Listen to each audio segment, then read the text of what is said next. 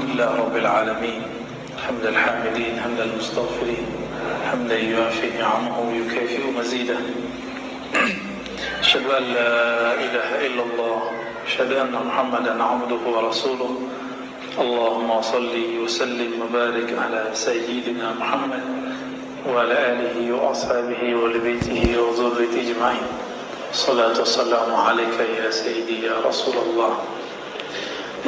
Baik Bapak Ibu Saudara karena Allah, alhamdulillah di pagi ini Allah masih izinkan kita untuk menikmati subuhnya. Subuh itu bukan untuk Allah, untuk kita juga ya. Kita masuk ke bab yang keempat dari kitab Hada'iq, judulnya Mukhalafatun Nafs. Secara harfiah, mukhalafah berarti menyelisihi, berbeda, atau kalau bahasa yang lebih kasarnya melawan. Ya, itu disebut mukhalafah dari kata khalafa. Ya. Khalafa yukhalifu mukhalafah, menyelisihi. Jam segini enaknya tidur atau ngaji Pak, kata si nafs. Tapi kalau si ruh maunya apa? Ngaji. Karena ruhnya sudah mulai bercahaya, maka Bapak Saudara yang makan Allah tahan duduk di masjid. Alhamdulillahirabbil alamin. Jam 3, jam 4 itu senangnya tidur atau di atas sajadah? Tidur juga ya, sepakat semua ya. Berarti punya nafsu emang. Apa beda nafsu dengan nafsu? Nafsu dalam bahasa Indonesia identik dengan yang buruk. Adapun dalam bahasa Arab, nafs itu lebih umum. Maka ada 7 tingkatan nafs yang masyhur. Sebenarnya tingkatannya sudah ada tambahannya jadi 10. Tapi yang masyhur apa yang pertama? An-nafs al-ammarah bisu. Nafs jiwa ammarah. Ammarah itu bukan amarah. Apa arti ammarah? Mubalaghah dari kata amir, yang memerintah. Maka ammarah yang banyak memerintah, yang banyak menyuruh kepada bisu, kepada keburukan. Al-Imam Abu Bakar Ar-Razi mengatakan, apa aja yang dia suruh? Pertama, asyahwah, mengikuti nafsu rendah. Yang kedua, ghadab, nah yang suka marah-marah, marah ke pasangan, marah ke anak, marah ke tetangga, marah ke satpam, marah ke siapa lagi. Tapi sekarang orang tiba-tiba marah aja ya. Lampu merah rusak, yang dia marahin presiden. Nggak nyambung Pak. Ya itu mau urusan lain lagi kan. Ada masalah apa yang disalahin, ya nggak nyambung. Jadi hari ini tuh yang penting marah aja. Nggak nyoblos, ya nggak nyoblos. Itu urusannya beda dengan masalah yang lain. Nah ini udah mulai panas lagi Pak. Jadi benar juga kata seorang politisi itu, Indonesia bukan hanya banjir air, tapi banjir pilpres. Nah, nanti kalau 2019 yang dibawa tema-tema agama, nggak tahu nanti 2024 mungkin gabungan semua kali Pak, Allahu a'lam. Ya, agama jadi jualan politik. Wal kibr, sombong. Nah, kalau ada perasaan nih merasa lebih dikit aja dengan amal kita, berarti kita nafsu ammarah. Jadi nafsu ammarah itu bukan berarti orangnya maksiat terus, enggak. Mungkin dia sholat, tapi dalam batinnya itu ada perasaan sombong, suka marah. Kalau dia seorang ustadz, maka majelis mimbar suci jadi nggak suci sama dia. Kenapa? Di mimbar dia menghardik orang. Ciri-cirinya. Dan kita menyaksikan beberapa tahun, di tahun-tahun politik itu mimbar jadi ajang marah-marah nggak? Ya, seperti udah sadar nih. Kalau nggak belum sadar-sadar juga tuh Pak. Wal hasad, iri dengki. Ciri-ciri orang iri itu, iri dengki apa? Tidak pernah senang dengan kesenangan orang, udah gitu aja. Sebabnya satu hal, berburuk sangka kepada Allah, mengira bahwa rezeki kita diambil sama orang. Itu hasad. Orang hasad itu kalau diam nggak masalah, tapi kalau dia sudah beraktivitas, maka dia menjadi hasud. Apa arti hasud? Suka menghasut orang. Itu menjadi bahasa Indonesia kan? Ya. Kalau orang hasud ini kok cuma sebatas komplek, yang rusak satu komplek. Kalau skalanya masjid, rusak satu masjid. Kalau skalanya kota, rusak satu kota. Tapi kalau skalanya provinsi, negara, maka rusak satu negara. Jadi yang bikin krisuh di negeri ini, kacau, itu orang-orang hasud.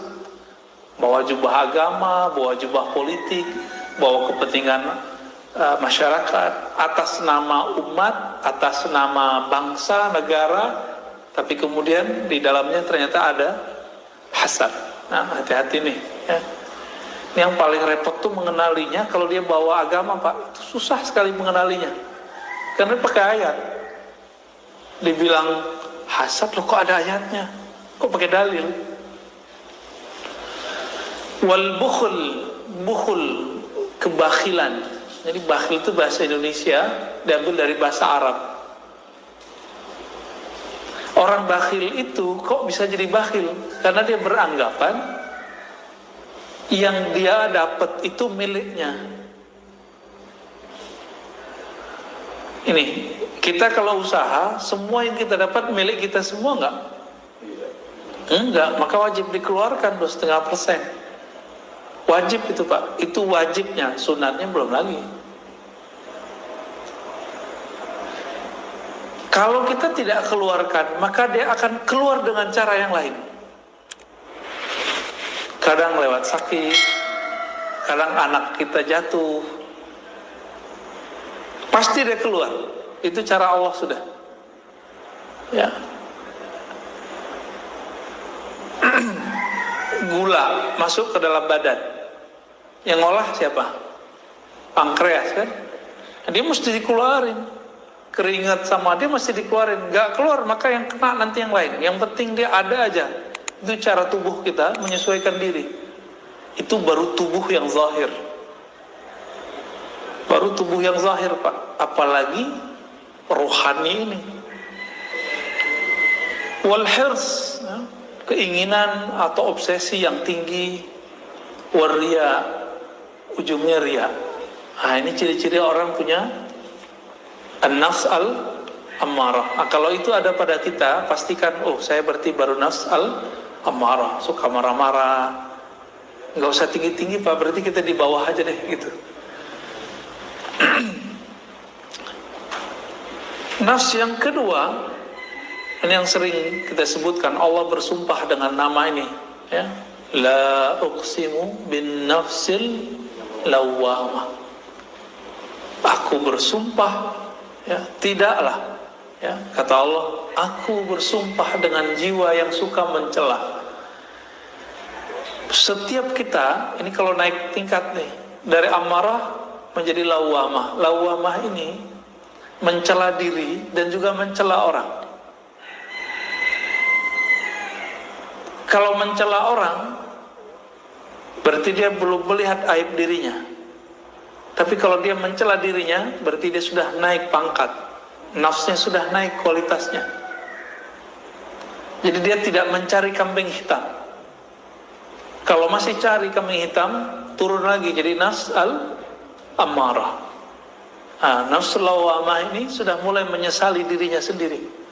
Ternyata salah satu karakter jiwa kita, hatta nanti kalau masuk surga, itu bapak itu semua akan nyesel. Jadi surga, neraka itu negeri semua orang menyesal.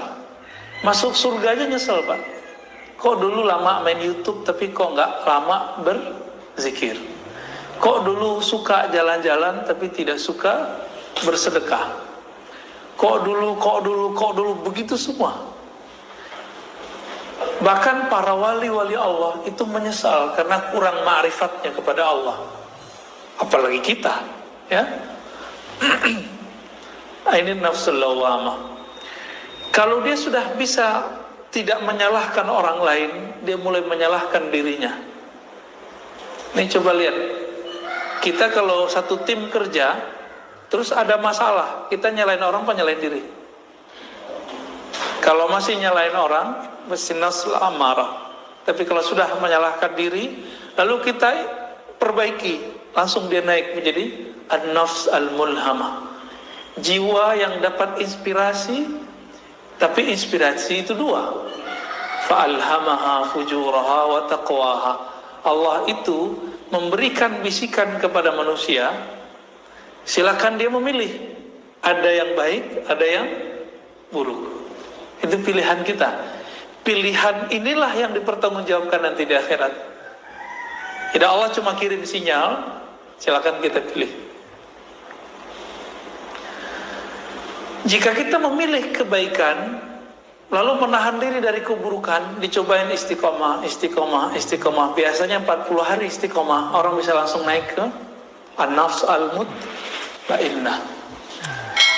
Apa arti mutmainnah? Jiwa yang sudah stabil, nggak labil lagi. Jadi kalau yang mulhamah ini, karakter mulhamah apa? Tidak bisa mandiri dalam kebaikan. Jadi kalau dia di komunitas orang-orang yang jahat, dia jadi jahat. Di komunitas orang baik, dia jadi sangat baik. Itu mulhamah.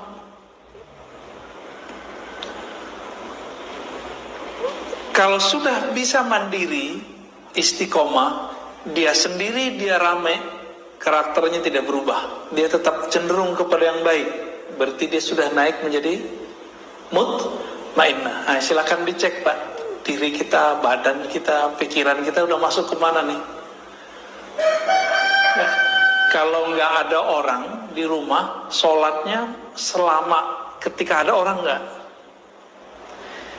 Ketika sholat sunat di rumah, itu sebanyak sholat sunat di masjid nggak? Gitu. Karena apa? Ketika orang itu sudah mandiri secara rohani, maka dia tidak bergantung dengan pengawasan orang. Yang dia butuhkan adalah merasa diawasi oleh Allah Subhanahu wa Ta'ala. Apa jalan pintas dari nafs ammarah biar langsung ke mutmainnah? Jalan pintasnya cuma satu. Ini yang dikatakan dalam surat Ar-Ra'd ayat 28 yang sering kita baca. Ala bidzikrillah tatma'innul qulub. Ketahuilah, hanya dengan menyebut nama Allah, kita tambahkan sebanyak-banyaknya, maka dia bisa langsung naik ke menjadi mutmainnah.